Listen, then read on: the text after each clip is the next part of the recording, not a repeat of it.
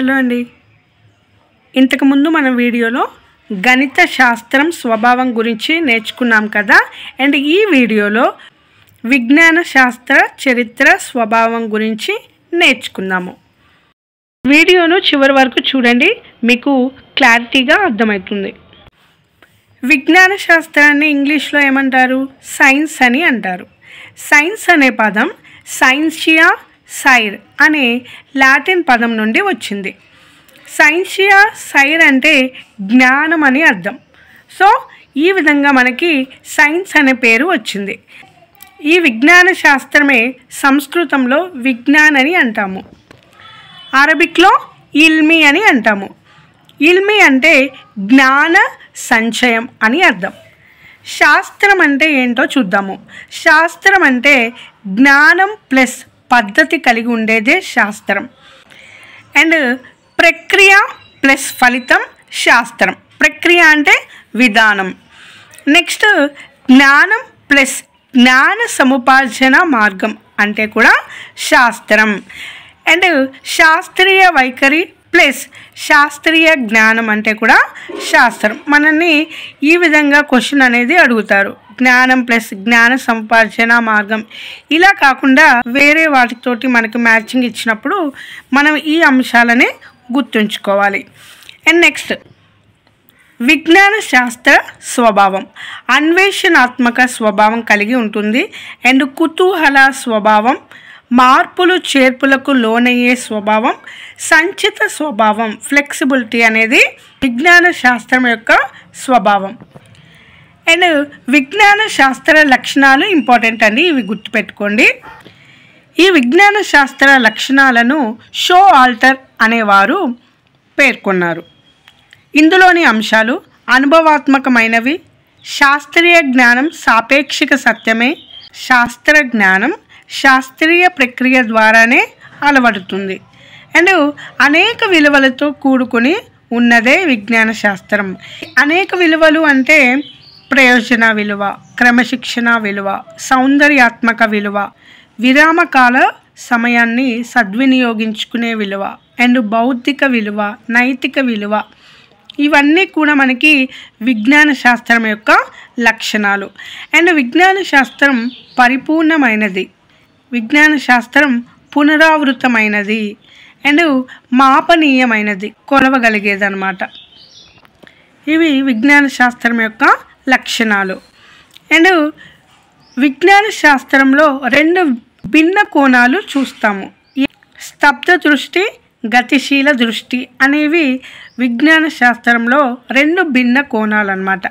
అయితే శాస్త్రం యొక్క నిర్మాణాన్ని రెండు విధాలుగా ప్రతిపాదించారు.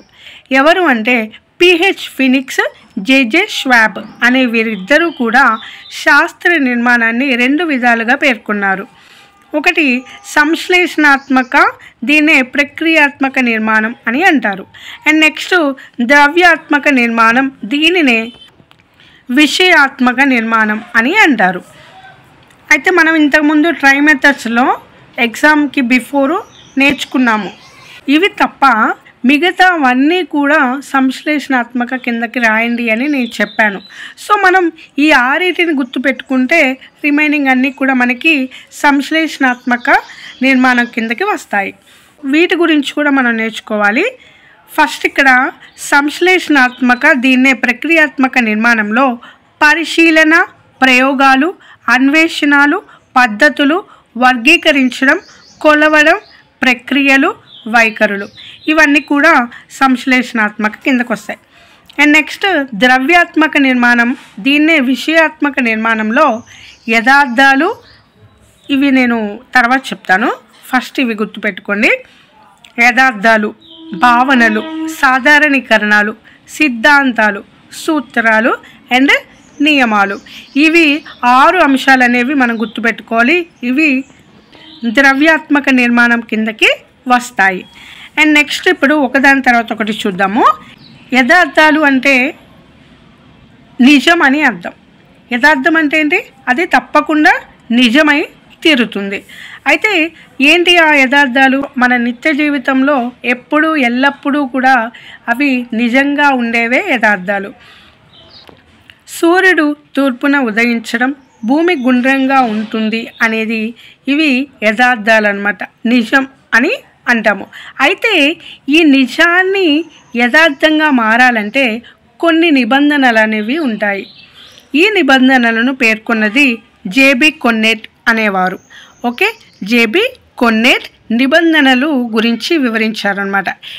ఈ నిబంధనలు నిజం కావాలి అంటే ఎల్లప్పుడూ కూడా ఒకే విధంగా ఉండాలి, అంటే నిజం అనేది మారకూడదు, అండ్ వివాదరహితంగా ఉండాలి, వివాదాలకు గురయ్యే దానిలా కాకుండా వివాదరహితంగా ఉండాలి, అండ్ ప్రత్యక్షంగా పరిశీలింపదగే విధంగా ఉండాలి, అండ్ నిరూపించేదిగా ఉండాలి. ఇలా ఉంటేనే మనం వాటిని యథార్థాలు అని అంటాము. సో ఇవన్నీ కూడా నిజానికి కావలసిన నిబంధనలు. ఈ నిబంధనలను పేర్కొన్నది జేబీ కొన్నెట్. ఓకే, నెక్స్ట్ ద్రవ్యాత్మక నిర్మాణంలో రెండవది భావనలు. భావనలు అంటే ఒక వస్తువు మీద కానీ ఒక వ్యక్తి మీద కానీ మనకు కలిగే అభిప్రాయమే భావన అని చెప్పవచ్చు. ఒక వస్తువు మీద ఆర్ ఒక వ్యక్తి మీద కలిగే అభిప్రాయం భావనలు. నెక్స్ట్ సాధారణీకరణాలు, దీన్ని సామాన్యీకరణం అని అంటారు. సాధారణీకరణం అంటే కొన్ని ప్రత్యేక సందర్భాలలో నిజమైనది మిగిలిన అన్ని సందర్భాలలో కూడా అదే నిజమైతే సాధారణీకరణం అని అంటాము. కొన్ని ప్రత్యేక సందర్భాలలో నిజమైతే మిగిలిన అన్ని విషయాల్లో కూడా నిజమైతే దాన్ని మనం సాధారణీకరణం అని చెప్పొచ్చు. ఫర్ ఎగ్జాంపుల్, ఇనుమును వేడి చేస్తే వ్యాకోచిస్తుంది, అండ్ అలాగే అల్యూమినియాన్ని వేడి చేస్తే కూడా వ్యాకోచిస్తుంది, రాగిని వేడి చేస్తే కూడా వ్యాకోచిస్తుంది. సో ఇలాగా లోహాలు అనేవి వేడి చేస్తే ఏమవుతాయి, వ్యాకోచిస్తాయి. వాటిని ఏమనొచ్చు, సాధారణీకరణం అని అనొచ్చు అన్నమాట. కొన్ని ప్రత్యేక సందర్భాలలో నిజమైనప్పుడు మిగిలిన అన్ని విషయాలలో కూడా నిజమైతే అది సాధారణీకరణము, దీన్ని సామాన్యీకరణం అని అంటారు. అలాగే మనం పెన్నుని పైకి విసిరేసినప్పుడు భూమికి చేరుతుంది, అండ్ పెన్సిల్ని భూమికే చేరుతుంది, అండ్ బుక్ని విసిరేస్తే భూమికే చేరుతుంది. అంటే పైకి విసిరేసినవన్నీ కూడా భూమికి చేరుతాయి అనేది సాధారణీకరణం. నెక్స్ట్ మనం చూస్తే సిద్ధాంతం. సిద్ధాంతం అనేటప్పుడు మనం ఒక విషయాన్ని గుర్తుపెట్టుకోవాలి. ఏంటంటే ఏదైనా ఒక ప్రయోగాన్ని చేసేటప్పుడు ఇది ఎందుకు వచ్చింది అనే క్వశ్చన్ అనేది వేసుకోవాలి.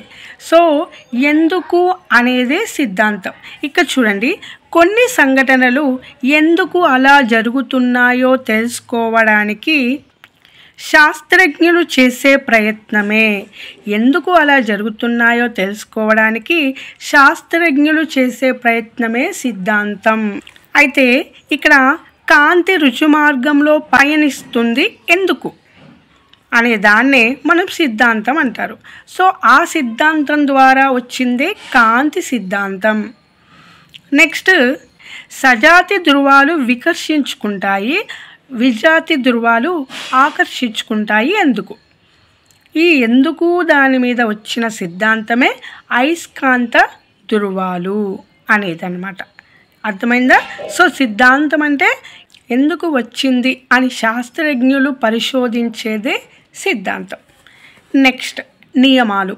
నియమాలు అంటే ఇది సిద్ధాంతం అనేది నిజమే అని నిరూపించబడితే దానినే నియమం అని అంటారు.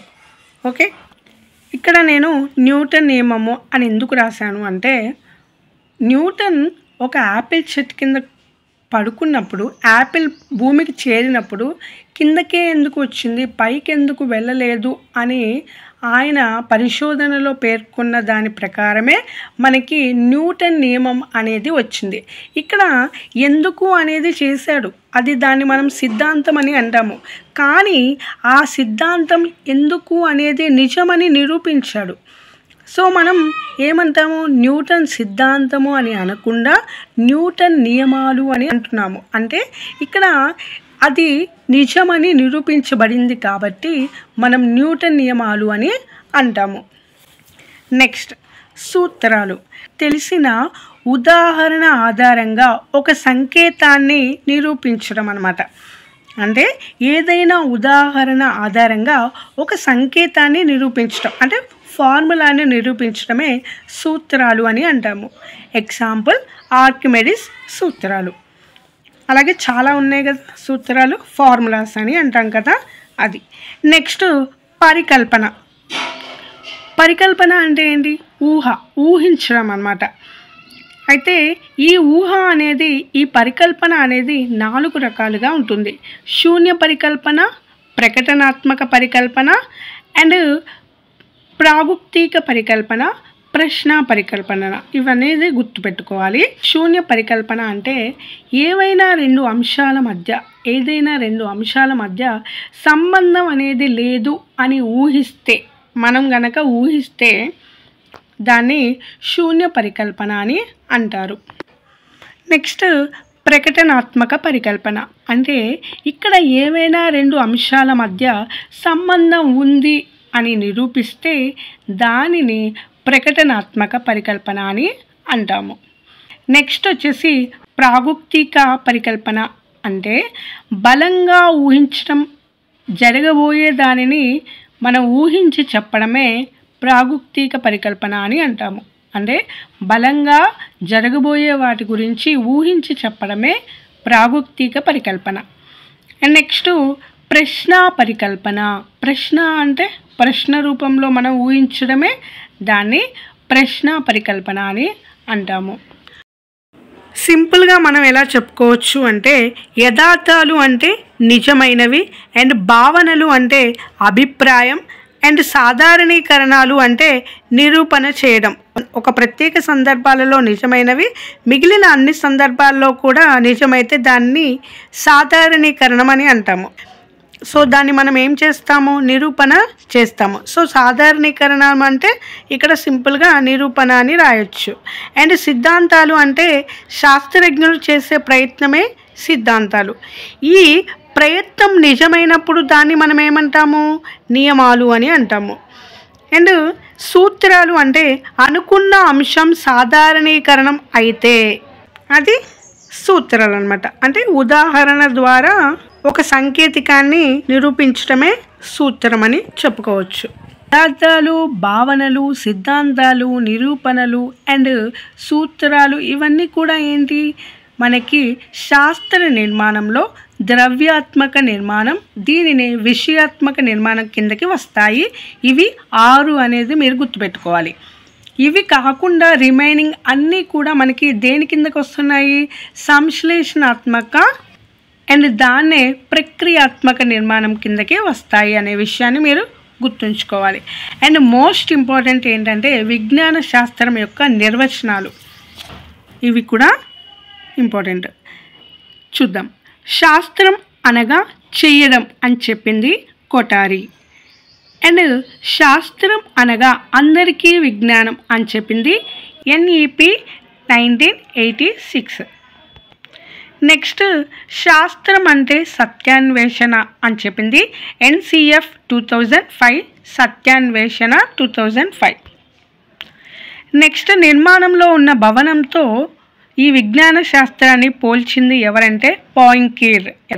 అయితే ఈ పాయింకేర్తో పాటు R.C. శర్మ కూడా విజ్ఞాన శాస్త్రాన్ని నిర్మాణంతో ఉన్న భవనంతో పోల్చారు. పునాదులు భావనలు అని, నిలువు స్తంభాలు సిద్ధాంతాలు అని, అడ్డు స్తంభాలు ప్రక్రియలు పద్ధతులు అని పోల్చారు. పునాదులు భావనలు, నిలువు స్తంభాలు సిద్ధాంతాలు, అడ్డు స్తంభాలు ప్రక్రియలు పద్ధతులు. Next science. జ్ఞాన విభాగం జ్ఞానాన్ని సంపాదించే ప్రక్రియ అని 2 విభాగాలుగా కలిగి ఉంటుంది అని చెప్పింది ఫ్రిట్జ్ ప్యాట్రిక్. జ్ఞాన విభాగం జ్ఞానాన్ని సంపాదించే ప్రక్రియ, ఫ్రిట్జ్ ప్యాట్రిక్. సైన్స్ మాపనం వల్ల మనకు నిర్దిష్టమైన గణనలు ఫలితాలు లభిస్తాయి అని చెప్పింది అర్హీనియస్. మాపనం అని వస్తే అర్హీనియస్ అని గుర్తుంచుకోవాలి. అండ్ నెక్స్ట్ విజ్ఞాన శాస్త్ర అన్వేషణకు యావత్ భౌతిక విశ్వం ముడి పదార్థమే అని చెప్పింది కార్ల్ పియర్సన్. యావత్ భౌతిక విశ్వం ముడి పదార్థం కార్ల్ పియర్సన్. విజ్ఞాన శాస్త్రం ఒక పరిశోధనా విధానం అని చెప్పింది ఏడబ్ల్యూ బిన్. నిపుణులు ఆవిత్యం మీద నమ్మకం ఉంచడమే శాస్త్రం అని చెప్పింది రిచర్డ్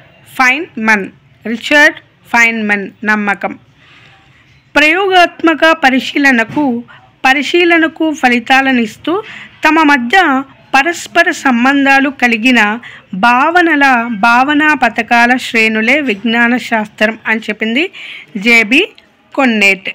ప్రయోగాత్మక పరీక్షలకు పరిశీలనకు అని వస్తే జేబి కొన్నెట్ అనేది గుర్తుంచుకోవాలి.